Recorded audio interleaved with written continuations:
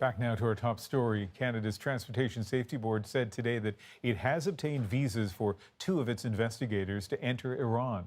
They've been waiting in Turkey and will leave for Tehran tomorrow. International investigators are already familiar with a situation like this. Back in 2014, Malaysian flight MH17 was shot out of the sky over eastern Ukraine.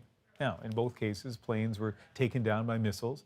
Commercial airlines were flying in a region fraught with tension. And then, as now, there were concerns the country responsible would take steps to withhold facts.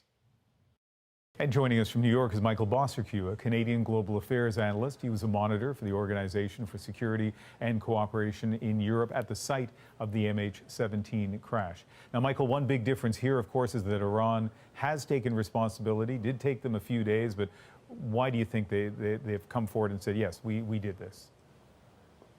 Clearly, they were feeling boxed in. There was a lot of satellite data that was collected. There was a lot of radar tracking data that Western intelligence had collected. But they also, I have learned today, that Ukrainian investigators collected a heck of a lot of evidence, irrefutable evidence that they had sent back home. Things like pictures of the fuselage, which showed almost bullet-like holes from that are characteristic of that Russian missile that brought down the plane. Also, the condition of the cockpit. So, telltale signs that it was a missile. And then above and beyond all of that, you had a lot of citizen journalism going on, people uploading videos and photos on social media. So there was very little wiggle room for the Iranians to deny that it was a missile. And I think, at the end of the day, it's good that they admitted to doing it. Drawing on your experience again from MH17, the families here. I mean, we know the big cause, the missile, but I guess they still will have a lot of questions about exactly what happened. They will, and drawing from our experience with MH17, what the relatives really want to know is who actually gave the command to fire that missile that brought down that airplane with 298 souls.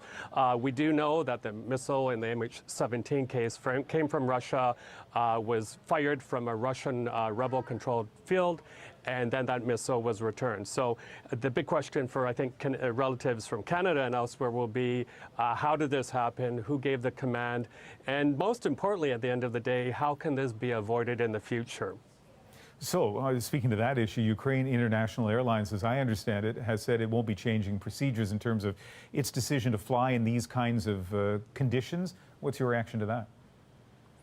I'm absolutely flabbergasted by that statement. I have flown them a lot. I'm not so sure I'm going to fly them again. They really have to reevaluate their practices. They do fly to a lot of dodgy places, if you will, where there is some sort of conflict. So, look, at the end of the day, that pilot could have decided not to fly. There's no excuse for him not to have the information that the risk level was that high.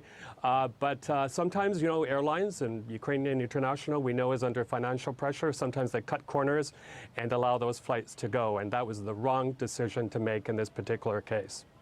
Michael Bociurkiw in New York, thank you very much for speaking with us. My pleasure. Also today from